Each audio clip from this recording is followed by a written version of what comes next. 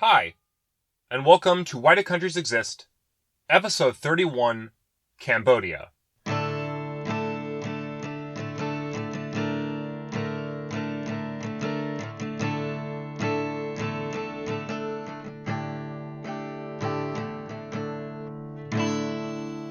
So today's drink of choice is Encore beer.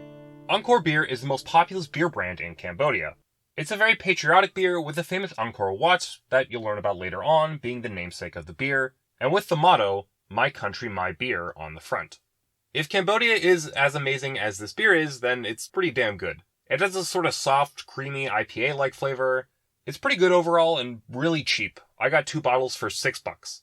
For some comparison, if I got a single can of Budweiser from the gas station down the street, it'd probably be the same amount. It's not the best beer I've ever had, not by a long shot, and I can only really find it at one store near me, but considering its price range, it's surprisingly good.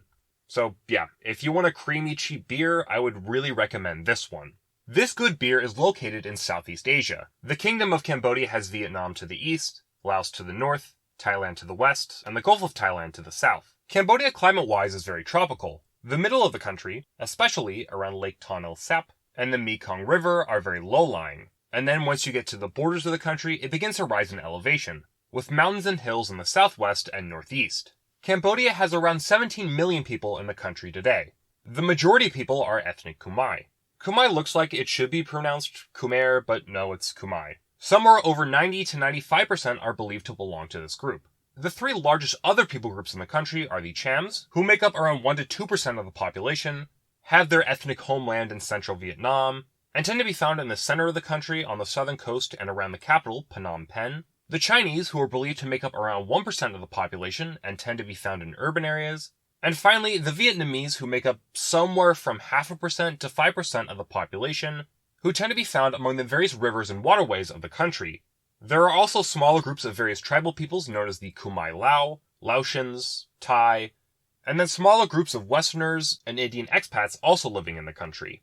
Language-wise, most people will speak Khmer, an Austro-Asiatic language. It is the primary language of everyday conversation, business, and governance.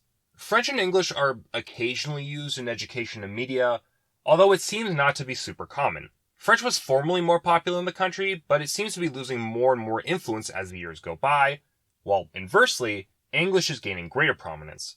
The various minority groups will often speak their own language along with Khmer. Finally, religion-wise, most people in the country are Buddhist, and the official religion of the country is Buddhism. Most Buddhists belong to the Theravada branch of Buddhism, a more conservative and individually focused form of Buddhism, with over 95% belonging to this denomination. While Buddhism is the official religion, there are some minority religions who seem are mostly allowed to practice in peace. Around 2% are Muslims, mostly coming from the Cham people group, less than 1% are Christians, mostly Catholics, and another less than 1% believe in various folk/animalist/indigenous religious beliefs. So let's now start with Cambodian history. People have likely been in Cambodia for tens of thousands of years, and agriculture was introduced several thousand years ago. Ironworking, fishing, rice farming, and the predecessor of the Khmer language would all exist in the country before the 1st century CE. The traditional economy of Cambodia would be a combination of fishing, forestry, and farming, and even today remains an important economic sector in the country. Cambodia, along with most of Southeast Asia, was heavily influenced by India to the west. We can see this influence in some of the first states to emerge in the region. Both the states of Funan and Chenla had a Hindu Sanskrit-speaking elite class who ruled the country, building temples to worship Hindu gods, while also maintaining close trading relations to Indian and Chinese merchants. Both states are believed to have existed along the Mekong Delta, and overall the period is seen as sort of a precursor for the important historically relevant Khmer Empire. The Khmer Empire was established in the early 9th century CE. This empire, like its predecessor states, would be led by a Hindu elite class. These elites were viewed as god kings, with the peasant and slave classes below them. Their unique social position, along with their powerful economic and military strength, allowed them to create very impressive architectural achievements.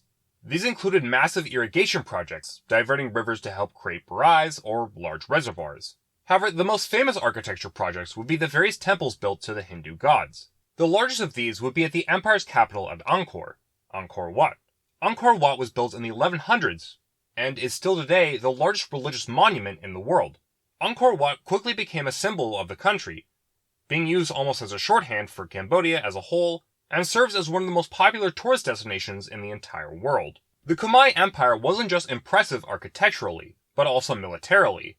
It had emerged in the late 9th century, composing roughly just Cambodia and southern Vietnam, but after 400 years it had taken most of what is now Laos, along with central and southern Thailand, parts of Burma, and even briefly took most of central Vietnam. It had been able to hold its own and even beat out other powerful kingdoms in the region, like the Champa to the east, Dai Viet to the northeast, and the Srivijaya to the south. While the Khmer Empire was led by Hindu god kings, Hinduism was largely relegated to the upper echelons of society. Many of the common people held folk beliefs or were Buddhist. Most Khmer kings were Hindu, although there were some exceptions, like Suryavarman I or Jayavarman VII, who under his reign the Khmer Empire reached its height. After Jayavarman's reign, it became much more common for Buddhists to become kings. Eventually, by the 1300s, Theravada Buddhism spread to most of Southeast Asia, and by the 1500s, most people will belong to this new branch of Buddhism. I painted a pretty rosy picture of the Khmer Empire, but even during Jayavarman's time, there were serious problems facing the empire. One of the big ones was just the frequent coup attempts and civil wars that plagued the empire. Historians also argue that ecological collapse and plague may have also weakened the empire. Apparently, in the waning days of the empire, there would be years of intense drought, followed by intense flooding before drought returned as soon as the flooding ended, which put a huge strain on the empire's infrastructure. Powerful Thai kingdoms were also able to break off and form their own powerful rivals to the Khmer. In 1431, after the Thai kingdom of Ayutthaya sacked Angkor, the capital city was mostly abandoned, and the Khmer Empire was finished. The Khmer state didn't disappear completely, however. The new post-Angkor period, sometimes referred to as the Dark Ages of Cambodia, saw the Khmer move their capital south. They managed to hold on to southern Vietnam and roughly all of Cambodia, but all their other territory was lost. Cambodia stopped building their large, impressive temples, and instead were forced to try and spend most of their time fighting off rival states that continued to encroach on their territory. They would successfully hold off early European advancements into the state, beating the Spanish in the 1590s and the Dutch in the 1640s. However, by the 17th century, Cambodia was switched on and off from being a Thai puppet state to a Vietnamese puppet state. These various wars, along with the collapse, would decimate the Cambodian population, and by the 1800s, the country had less than 1 million people in it. By the 19th century, Vietnam had emerged as a stronger neighbor of Cambodia, and from roughly 1813 to 1841, the Vietnamese would effectively dominate the country. Trade was completely controlled by the Vietnamese, and even at one point, Cambodia was effectively forced into the Vietnamese state. The ethnic Cham population moved into Cambodia at this time, hoping to flee Vietnamese persecution in their homeland. Heavy-handed assimilationist policies would lead Cambodia to revolt, and Thailand to intervene in the 1840s. After 4 years of bloody warfare, the Thai and Vietnamese agreed to allow Cambodian independence, albeit with Thai and Vietnamese domination of their politics and economy. These 19th century conflicts would importantly create a deep-seated distrust and hatred for the Vietnamese for the Cambodian population. Joint Thai and Vietnamese rule of the country wouldn't last long. In 1861, internal instability in the country led to the Cambodian king Norodom to ask the French to make Cambodia a protectorate of a growing French colonial empire. France agreed to this for a couple of reasons. The French itself had been expanding into Vietnam at the time and hoped Cambodia could serve as a buffer between their Vietnamese holdings and the Thai kingdom. They also were partially urged to intervene at the assistance of Catholic missionaries who wanted to both protect Catholics in the country from violence while also expanding their influence. And finally, the French thought that by controlling the Mekong River, they could become rich while also increasing their influence over southern China, which they saw as their zone of influence in the increasingly weak Qing dynasty. In 1863, Cambodia was brought into the French Empire, initially as a protectorate, with the Cambodian king still a figurehead, but really as a de facto colony. I've talked about it several times before on the show, but French colonial rule was based on the civilizing mission, or mission civilisatrice. They hoped that their colonial efforts across the world would civilize the various barbaric non-European peoples under their control by educating the colonial population, spreading French cultural norms and legal codes, and expanding Catholicism. So just how civilized was French colonial rule? Well, it really seems like a mixed bag. France did begin to build infrastructure projects in Cambodia, helping bring electricity to some parts of the country, and introducing more westernized products into the country. However, the French attempts at setting up a Western healthcare or education system in the country largely failed. If Cambodians wanted to receive a Western education, which was vital to ensuring they were civilized, they would have to leave and go to Vietnam or France. A small cotton and rubber industry was able to grow in the country, although admittedly these were controlled by foreign corporations, and most of the profits were sent out of the country. Administratively, French rule was also pretty messy. There was frequent conflict around who was actually supposed to administer the country. Was it the puppet kings? Was it the French administrators in Phnom Penh? Was it French administrators in Hanoi? Or was it more localized officials? Nobody had a real answer, and administration changed frequently. However, at the very least, Cambodia, which had suffered under invasions, was mostly peaceful during French rule. The only exception would be in World War II. After France was occupied by the Germans in 1940, the pro-Axis Thai, seeing that France's colonies in Southeast Asia were weak and cut off, decided to try and expand. They went to war with France and were able to conquer several of Cambodia's northern territories. Cambodia's French administrators were allowed to continue their rule, albeit with a large Japanese garrison also occupying the country. Cambodia would mostly be without major battles. As Japan was on the verge of defeat in 1945, they tried to set up a puppet state, known as the Kingdom of Kampuchea, which they hoped would further align the Cambodian people with Japan. The kingdom did remove some unpopular French laws, but it played very little role in the war, and Japan lost the war in August of 1945. The kingdom was disbanded, and Cambodia was returned to French rule. French rule would last another 8 years. France was economically devastated in the war and struggled to hold on to their colonies. Vietnam would see a large-scale communist insurgency, which put a lot of pressure on the French in the region. Cambodia would also see some militant movements, but these were pretty small and mostly insignificant. The main driving force of Cambodian independence would be the puppet king, Norodom Sihanouk. He had become king in 1941, shortly after the Franco-Thai War, and, spoiler alert, would be a significant political force in the country for the next 70-some years. The French gave the Cambodians more autonomy in 1949, and eventually full independence in 1953, with the Kingdom of Cambodia under Sihanouk. Sihanouk would reach the height of his power in the first few years of Cambodian independence. In the country's first election, Sihanouk and his political outfit, the Sankum, won the election, and would go on to dominate Cambodian politics for the next 17 years. Sankum and Sihanouk had a sort of strange ideology that is sometimes defined as Buddhist socialism. Sihanouk's socialism was a loyalty to Sihanouk himself, supporting a mixed economy, and also backing neutrality in foreign affairs. Sankum didn't really fit into a neat left-right paradigm, with it trying to appeal to both right-wing and left-wingers, although this Big Tent approach did leave the party with a lot of infighting and internal conflicts. Economically, Cambodia tried to modernize, and for the first few years used foreign aid by America and other Western countries to try and build up infrastructure projects throughout the country. Education was expanding, the forests were well maintained, and overall there was a sense of hope throughout Sihanouk's reign. However, that's not to say that this period was perfect. Development in the country was largely based in major cities, with rural development being limited. This development was also largely just for private companies to ensure they could profit, and not necessarily help the Cambodian state. Literacy also failed to grow, despite education expanding.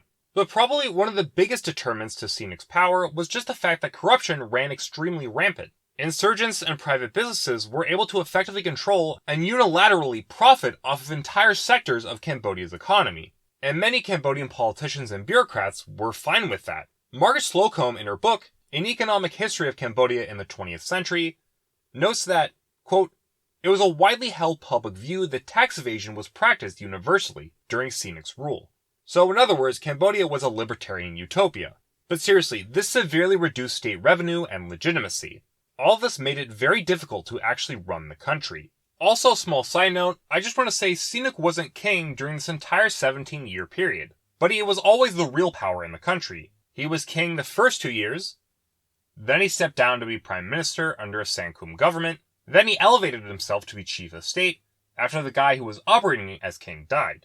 I promise the wrap-up on this guy's life is going to be crazy. Sihanouk's goal to keep Cambodia neutral in the Cold War would prove extremely difficult. Cambodia would have to deal with border disputes with Thailand and a very antagonistic relationship with South Vietnam. Sihanouk, much to the anger of the South Vietnamese, along with the Americans and right-wing forces in Cambodia, allowed the Viet Cong to use Cambodia as a base to stage attacks and move supplies into South Vietnam. This led to the Americans to start bombing parts of eastern Cambodia in the 60s. Sihanouk overall had a pretty poor relationship with the Americans, despite America being one of Cambodia's most important trading partners. Sihanouk accused the US of funding right-wing guerrillas that were attempting to overthrow him, and even attempting to poison him. Sihanouk would have better relations with the communist bloc, especially China, although he would also have to deal with small bands of Cambodian communists who sought to overthrow him, deal with a large left-wing rebellion in 1967, and would, at the end of his reign, slowly start to grow cold with the Chinese communists under Mao. Sihanouk's reign would be brought to an end in 1970. Sihanouk left Cambodia to go on a holiday, and while he was gone, a coup took place, which saw a combination of right-wing elements in the army, business elites, and the urban middle class all rally around the new Khmer Republic. It is unconfirmed, but America is widely accused of aiding those who overthrew Sihanouk. Sihanouk, for his part, wouldn't take this lying down. He, at the urging of the Chinese and North Vietnamese, formed a government in exile, and the paramilitary group, the National United Front of Kampuchea, or FUNK, which urged for a return of Sihanouk and royalist rule, sided ironically with the very Cambodian communists who disliked Sihanouk, and also probably listened to a lot of funky disco. The Khmer Republic would attempt to implement some free market reforms in the hopes that this would help out the Cambodian economy, promoted very militant right-wing and anti-Vietnamese beliefs, and moved towards a closer relationship with the US and South Vietnam. However, the Khmer Republic immediately experienced problems. Inflation quickly skyrocketed, and many businesses left for reasons that will become clear soon, which hurt the economy. Corruption, which was bad under Sihanouk, became even worse, with even high-ranking military officers willing to sell medical supplies to the Viet Cong and the Khmer Rouge, a nickname for the Cambodian communist. While many of the soldiers for the Republican Army were ideologically highly motivated to fight, believing they were in a holy war, the Republican Army's raw recruits were crushed by the much more experienced Viet Cong. By 1973, almost the entire country was in the Khmer Rouge's hands, with just a capital and a stretch of highway going towards the Thai border being the only place still held by Republican forces.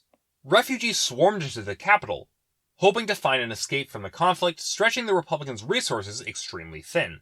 It's believed the only reason the communists didn't win the Civil War immediately was because of the American bombing campaign, and the Vietnamese communists wanting to focus on their homeland of Vietnam. In April 1975, the Khmer Rouge, with their Vietnamese allies, swept into Phnom Penh, crushing and executing the last of the Republican leaders. The Khmer Rouge had an interesting pre-1979 history.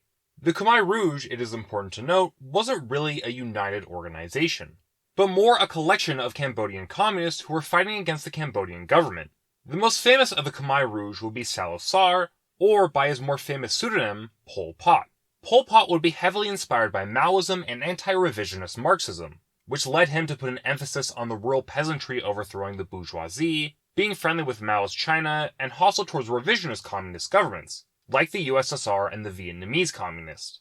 The Vietnamese, it seems, were strongly disliked by many factions in the Khmer Rouge, believing that the Vietnamese were trying to turn Cambodia into a puppet state, or even outright annex them into a wider Indochina union. The Khmer Rouge began in 1973 to start the process of transforming the country, collectivizing the rural areas they controlled. The most famous, and infamous reforms, will be carried out with the formation of Democratic Kampuchea in 1975. The cities in the country were evacuated and most of the population was forced to live in the countryside. Pol Pot and the communists sought to go to a Year Zero, with a new agrarian classless society would be set up. This society struggled right off the bat as a new urban population was forced to go into unfamiliar farm work. Democratic Kampuchea completely abandoned the country's education system, and despite some historians claiming that medicine was banned in the country, it seems more likely that the Khmer Rouge were just ineffective administrators, and the past couple years of war had largely demolished the country's medical supplies. It seems that for the old, original rural population, they had mixed results, while many of the new urban population suffered, and parts of the country entered into famine. Infamously, the Khmer Rouge would kill a lot of people. Unsurprisingly, for a new authoritarian state, many of the old regime's political leaders, generals, and bureaucrats were killed, along with any who protested the new system. The Khmer Rouge's decentralized nature also meant that not only were anti-communist and non-communists targeted, but even communists of their own regime. Pol Pot in 1978 took to killing many communists based in the eastern parts of the country, believing they were working with hostile governments. People with strong religious beliefs were targeted, being viewed as tools for capitalist oppression, and Marxists generally not having a very fond view of religion. Ethnic minorities were also sort of targeted. There is some debate on if groups like the Cham and the Chinese were targeted because of their ethnic background, or if they were targeted because the Cham are a mostly Muslim and therefore religious ethnic group, or if the Chinese were targeted because they were almost entirely urban. Regardless, it seems the Vietnamese were targeted because they were seen as natural enemies of the Cambodian people and state. Finally, the Khmer Rouge also targeted intellectuals, or those perceived to be intellectuals, which includes people who just wore glasses. Overall, the total dead from roughly 4 years the Khmer Rouge were in charge ranges from a bit less than 1 million to over 2 million, with the life expectancy of the country shooting down to just 18 years. So the big question I'm sure you're asking is, where's our friend Sihanouk in all this? Well, he initially was happy to work with the Khmer Rouge, and was placed as head of state. However, after only a couple months he was asked to step down, due to Sihanouk being disturbed by the state of the country. He was allowed to remain in the country, but under house arrest for the rest of democratic Kampuchea's existence.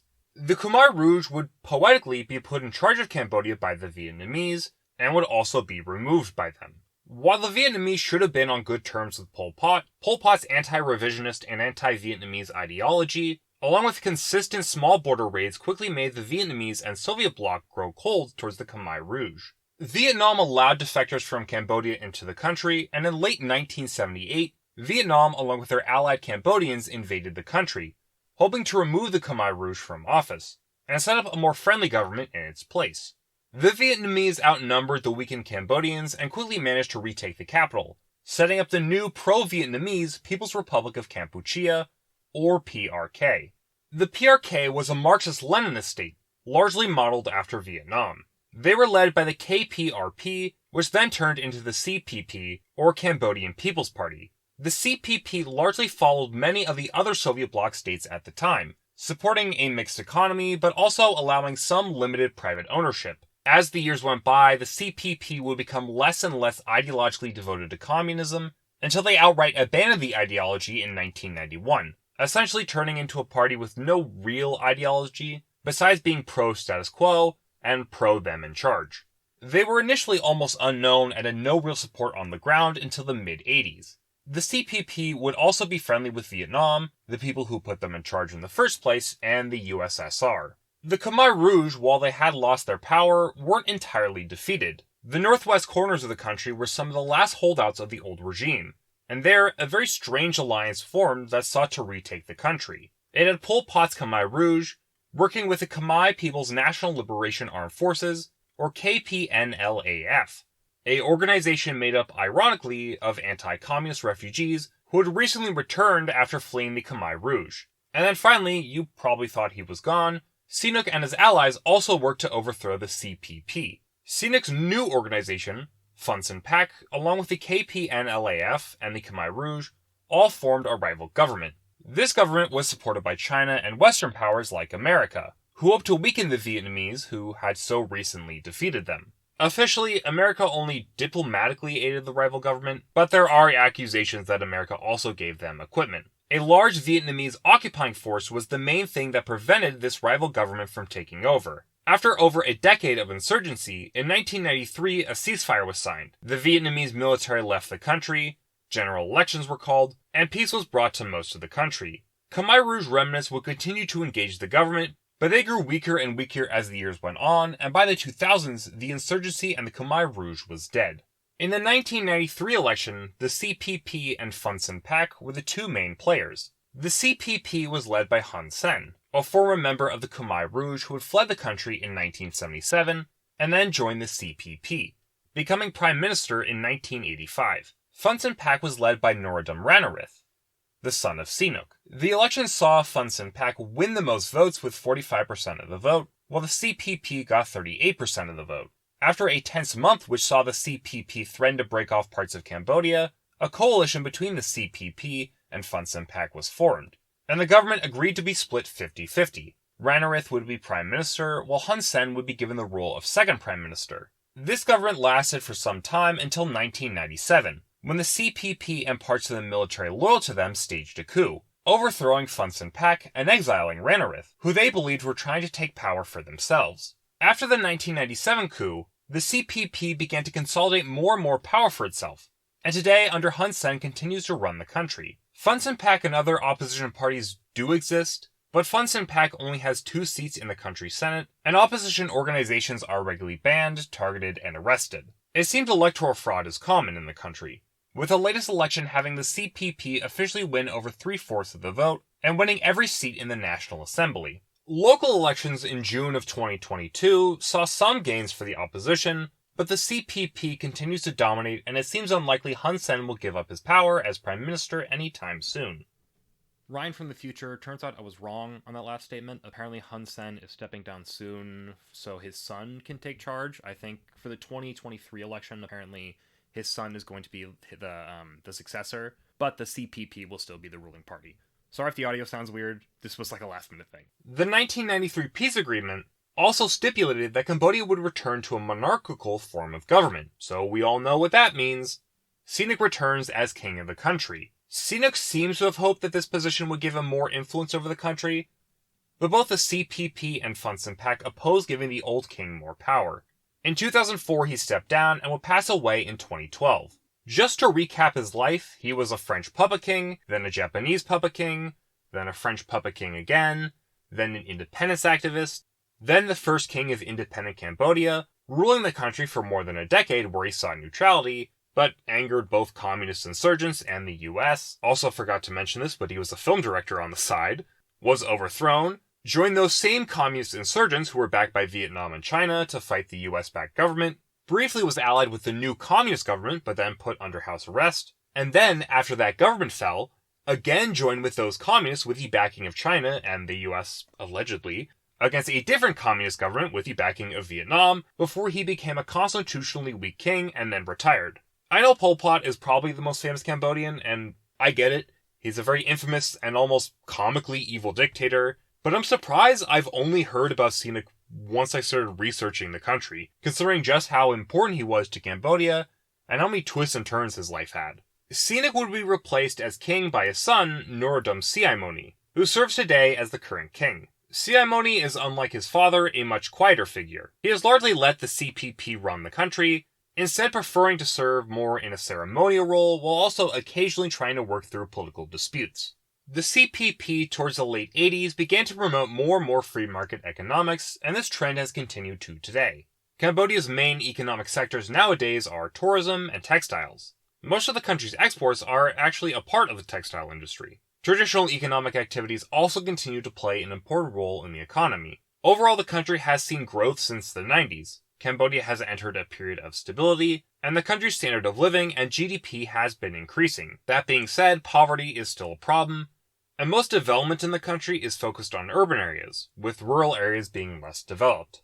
Other social ills include human trafficking, deforestation, corruption, is very reliant on foreign aid, a large number of unexploded landmines, and, debatedly the worst, a problem with child sex tourists coming into the country, despite efforts by the Cambodian police to crack down on it. So why does Cambodia exist? The Khmer Empire was able to establish a state that was powerful enough to carve out a space for itself in Southeast Asia, and ward off outright annexation from any other state. Cambodia has been colonized, occupied, and invaded, but they still continue to exist as a country. Cambodians' pride in their country has helped them shore themselves up from external threats, which is what has allowed Cambodia to exist almost continuously for over 1,000 years. This pride seems unlikely to go away anytime soon, no matter what future challenges are thrown at them. Up next we go to Cameroon. Prepare for geographic diversity, colonization, the French and British, and a big language divide. Thank you, take care, I hope you enjoyed. So up next, I will work on Brazilian political parties. I'm not sure when that will come out. I know I'm going to be out of town from the 12th to the 20th, so I'm not really going to be working on it too much then. So I suspect it will probably come out sometime in like late August, early September, but we'll see. Then after that, I will work on Nigerian political parties, and then I'll get to the history of Cameroon. So yeah, I hope you all enjoyed. If you want, you can email me at whydocountries.exist@gmail.com for your thoughts, comments, suggestions, or hate mail. Take care, I hope you have a wonderful rest of your day.